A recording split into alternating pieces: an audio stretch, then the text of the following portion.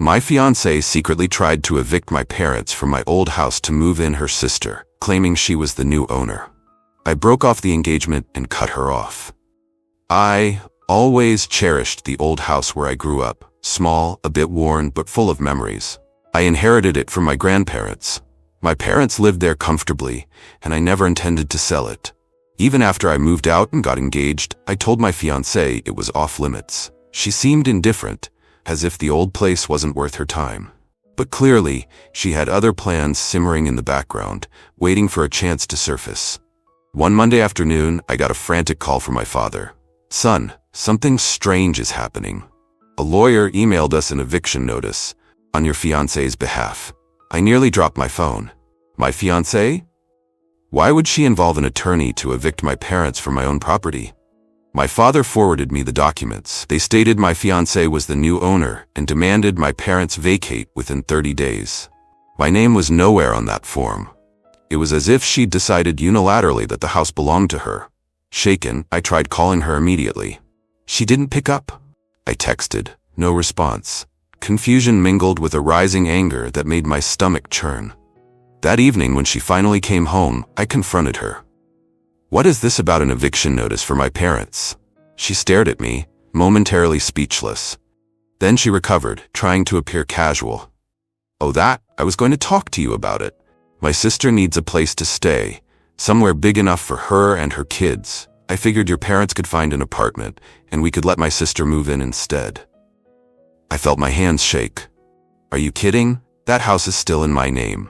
You have zero right to evict my parents." She waved her hand dismissively.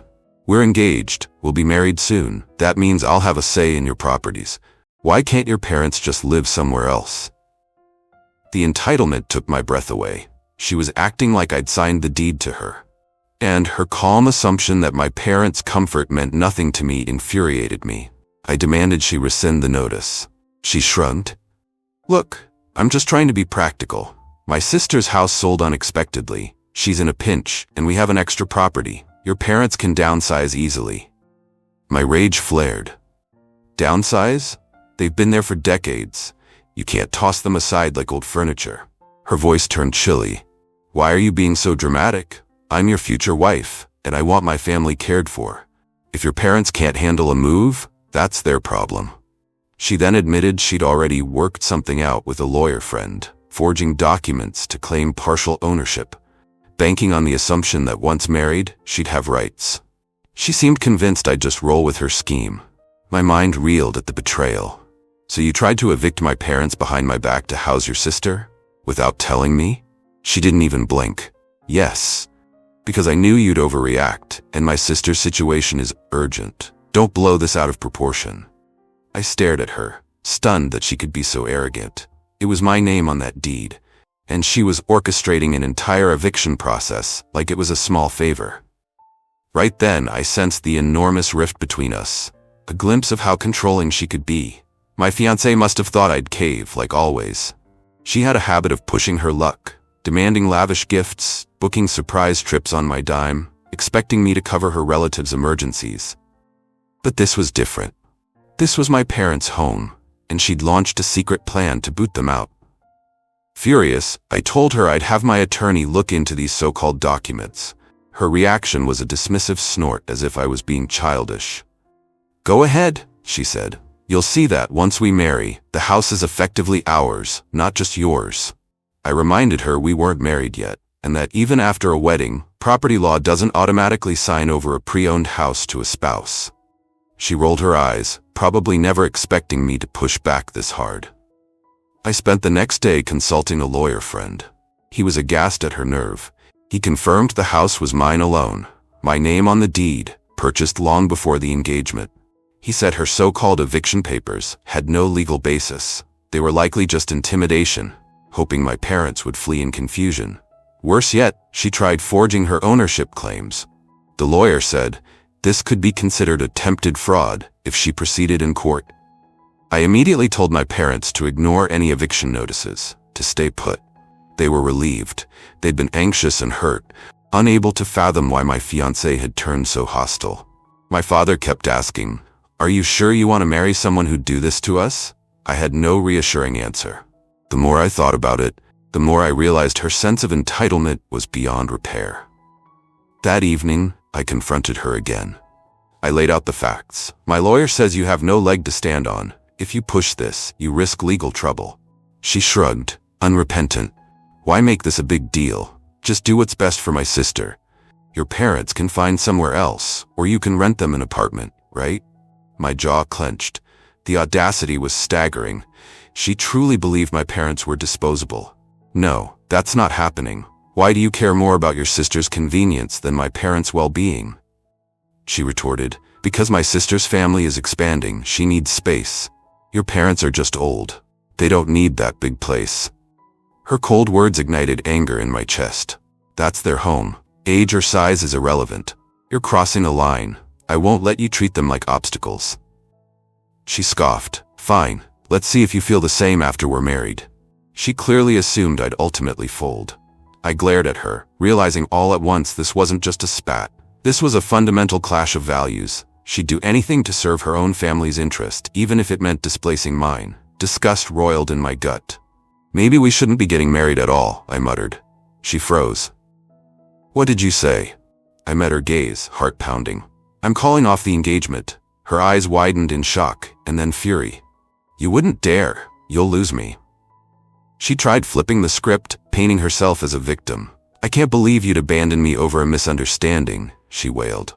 I'm just trying to help my sister. Doesn't that show my big heart? A big heart? I almost laughed at the twisted logic. Evicting my parents in secret was not help.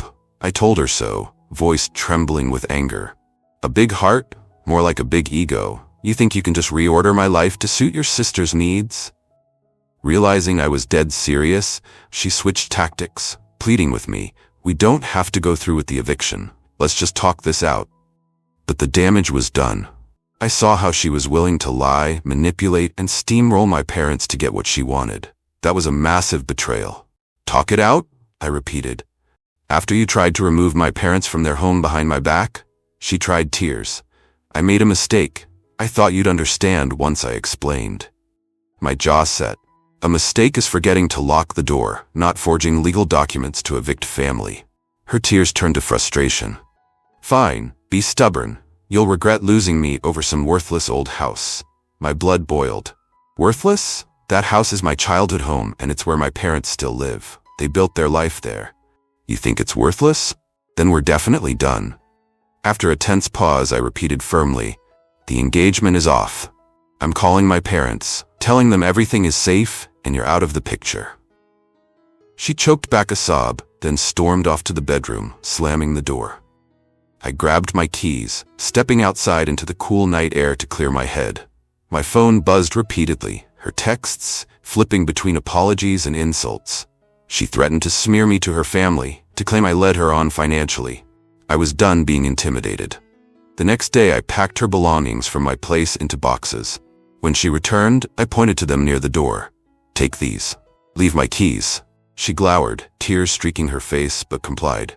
You'll regret this, she hissed. I'll make sure your name is mud in my sister's circle. I shrugged. Do what you want. The truth is on my side. She tried one last time to coax me, claiming she'd call off the eviction, but trust was shattered. I told her to keep her false apology. Meanwhile, I texted my father all the details, reassuring him I had no part in that eviction nonsense. He thanked me, relieved to hear I'd parted ways with her. My mother's quiet sadness turned to relief once she realized we'd be free of my fiancé's manipulative presence. As expected, she launched some dirty tricks. She tried telling mutual acquaintances that I'd promised her the house as a wedding gift, painting me as a liar who reneged. Yet, whenever people pressed for evidence, she had none. They realized it was just an entitled fantasy. Some folks believed her at first, but as soon as they heard my side, they recognized who the real manipulator was. Weeks passed. She sulked around, calling and texting me sporadically. Each time, she tried a new angle. Pity, anger, guilt. She said her sister was desperate for a new place, that I'd ruined her family's plans. My reply stayed the same. You took it upon yourself to cheat my parents out of their home. That's on you. She never really apologized sincerely, only lamented that I wouldn't cooperate. Eventually, I blocked her number. She showed up once at my job, cornering me in the parking lot. I told her calmly to leave or I'd call security. She spat, "You're an idiot for losing me," before stomping off. If that was her best attempt at reconciliation, it just confirmed I'd made the right call. My parents, of course, were grateful I'd uncovered the scheme in time. No real legal harm was done since the eviction notice was bogus. The lawyer my ex hired for the fiasco quietly backed off after learning the truth. My mother shook her head in disbelief. To think she wanted to be part of our family while booting us out. My father just said, "Son, better to find out now than after the wedding." Indeed, their perspective grounded me. I dodged a bullet. Some relatives of hers tried contacting me, saying I overreacted, that I could have talked it out. But how do you talk out a betrayal so big? She literally lied about owning property she had no stake in, forging her way into an eviction process. That's not a small spat, that's a breach of trust. I told them I was done explaining. Eventually, I heard she moved in with her sister's family, ironically. They probably had to figure out a new living arrangement. Good luck to them. People started telling me she was telling sob stories about being thrown away. But I let them talk. My friends and family, plus the evidence of her bogus papers, spoke for itself. In the end, I stood by my decision. Any doubt I had melted away the day I discovered she forged a path to forcibly evict my parents. She tried entitlements and dirty tricks, but I refused to budge. The revenge, if you can call it that, was simply removing her from my life. I cut her off, watched her scramble as her plan collapsed. She faced the consequences of her own arrogance. Now, I'm moving forward without a fiancé, but with my dignity and family safe.